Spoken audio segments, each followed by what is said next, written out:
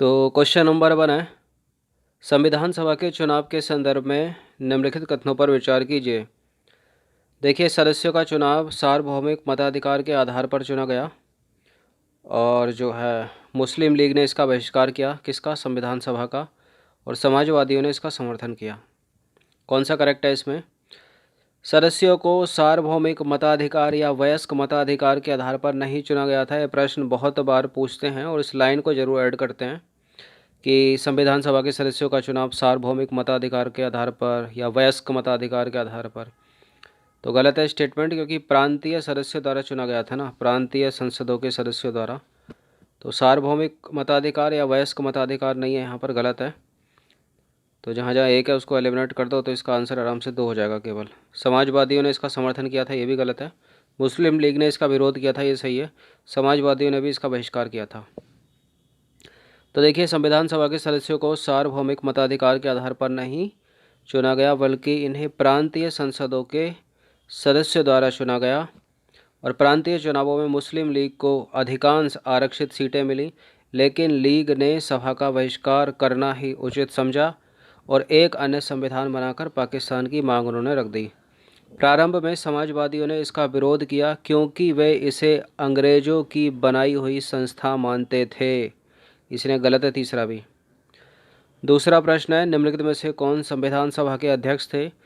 देखिए, यहाँ पर ना तो स्थायी की बात हुई है, ना अस्थायी की बात हुई है, और ना ही यहाँ पर सच्चिदानंद सिन्हा का नाम है। तो इसका आसान सा उत्तर हो जाएगा doctor Rajendra Prasad.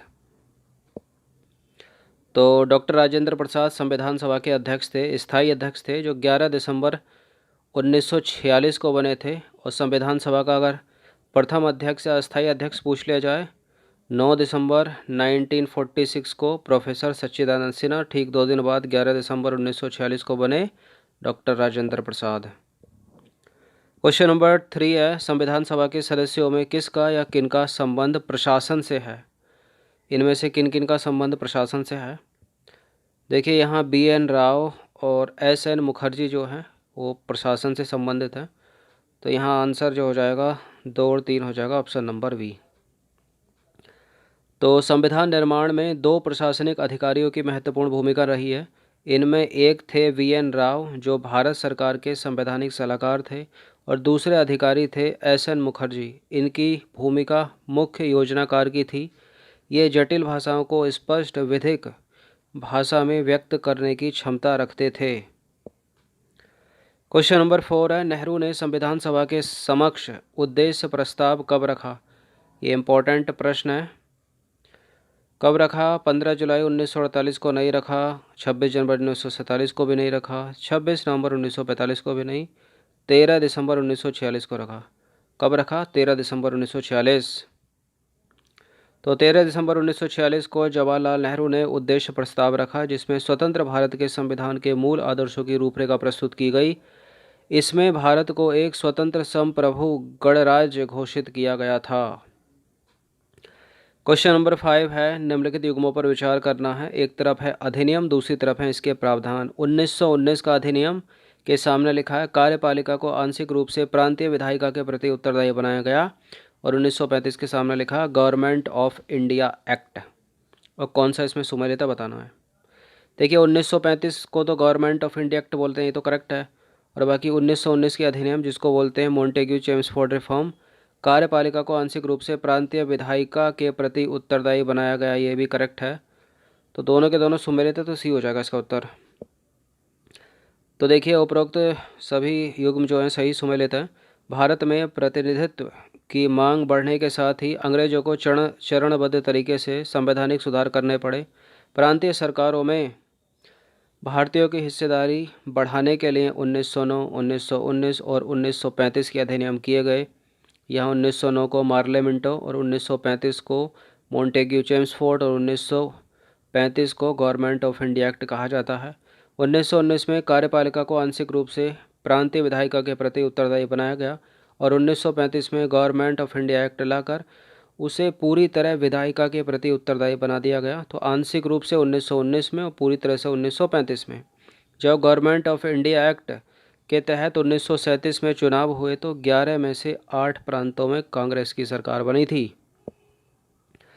Question number 6 है, निम्नलिखित में से किस अनुच्छेद में गवर्नर की सिफारिश पर केंद्र सरकार को राज्य सरकार के सारे अधिकार अपने हाथों में लेने का अधिकार दिया गया है? देखिए यहाँ पूछना चाह रहा है आसान सा कि बात हो रही है यहाँ पर राष्ट्रपति शासन की। मतलब अगर सेंट्रल गवर्नमेंट के स्टेट गवर्नमेंट के जो अधिकार हैं वो सेंट्रल गवर्नमेंट के हाथों में कब जाते हैं? जब राज्य में राष्ट्रपति शासन लगता है। तो इसका आंसर क्या हो जाएगा? 356 हो जाएगा। 110 में तो धन विधेयक है। तो देखिए अनुच्छेद 356 में गवर्नर की सिफारिश मतलब राज्यपाल की सिफारिश पर केंद्र सरकार को राज्य सरकार के सारे अधिकार अपने हाथों में लेने का अधिकार है। क्वेश्चन नंबर 7 है, भारतीय संविधान में वर्णित सूचियों के संदर्भ में निम्नलिखित कथनों पर विचार कीजिए। सूचियों की बात हो रही है। कौन कौन सी सूची हैं? देखिए अनुसूची की बात है तो 12 तो अनुसूची हैं। यहाँ सूचियों की बात हो रही है तो एक तो केंद्र सूची है, राज्य सूची है और संवर्धित सूची है। तो पहली सूची के विषय केंद्र से संबंधित है तो केंद्र सूची है पहली। तो दूसरी सूची में राज्य से संबंधित विषय सम्मिलित हैं। तो ये तो ऐसे ही करेक्ट हो गए दोनों के दोनों। खनिज पदार्थों के उत्पादन पर उन राज्यों का नियंत्रण होगा जहां उनका उत्पादन होता है। देखिए ये इंपॉर्टेंट है, तीसरी लाइन स्टेटमेंट। ये पूछा जाता है पीसीएस या यूपीएससी के परीक्षाओं में कि खनिज पदार्थ, देखिए जिस स्टेट में भी खनिज पदार्थों का उत्पादन होगा या जिस एरिया में खनिज निकलेगा तो वो उस स्टेट से ना होकर वो सेंट्रल गवर्नमेंट के अंदर में चली जाती है ये सब चीज़ें। तो केंद्र सरकार का हक होगा उस पर। गलत है, तीन को एलिमिनेट कर दो, केवल 1 और 2 सही होगा यहाँ पर। तो देखिए भारतीय संविधान में 3 सूचियों का वर्णन किया गया है। पहली सूची केंद्र सूची के विषय केंद्र के अधीन है। दूसरी सूची राज्य सूची के विषय राज्य सरकारों के अंतर्गत आते हैं तथा तीसरी सूची है समवर्ती सूची के विषय केंद्र में और राज्य सरकारें दोनों साझा करती हैं इसको। खनिज पदार्थों तथा प्रमुख उद्योगों पर भी केंद्र सरकार को ही नियंत्रण प्रदान किया गया है, राज्य को नहीं। क्वेश्चन नंबर 8 है, निम्नलिखित युग्मों पर विचार करना है। एक तरफ है कर और दूसरी तरफ है अधिकार। सीमा शुल्क और कंपनी कर। सीमा शुल्क के लिए यहाँ लिखा केंद्र सरकार, कंपनी कर के लिए लिखा राज्य सरकार, आय कर के लिए केंद्र सरकार और आबकारी के लिए भी केंद्र सरकार। अब बताइए कौन सा सम्मिलित है इसमें? देखिए इनकम टैक्स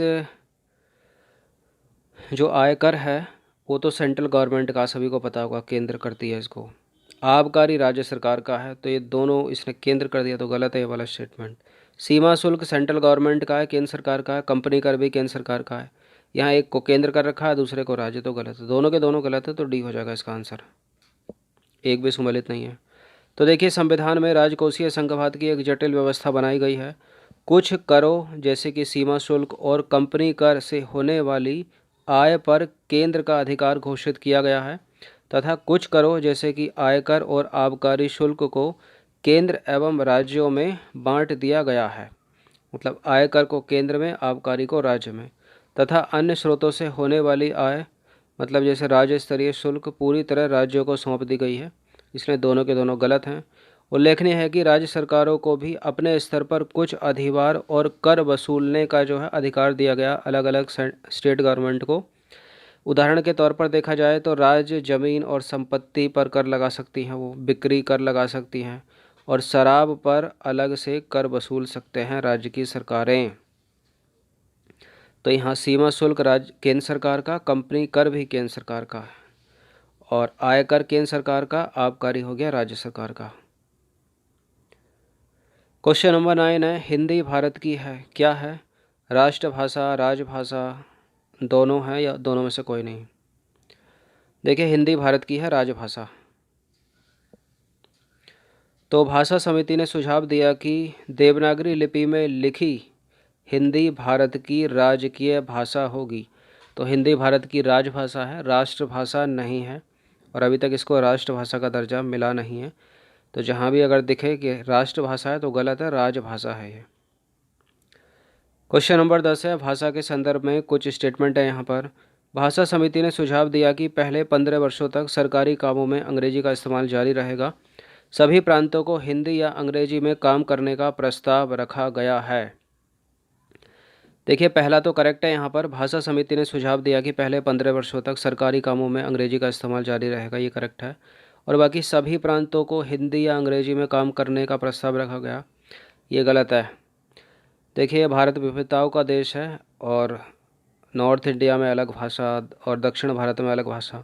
तो प्रांतीय भाषाओं की बात हुई थी। सभी प्रांतों को जो है अपनी अपनी प्रांतीय भाषा में काम करने का जो है प्रस्ताव रखा गया था। हिंदी या अंग्रेजी की बात नहीं हुई थी। तो 2 गलत है यहाँ पर, केवल 1 सही है।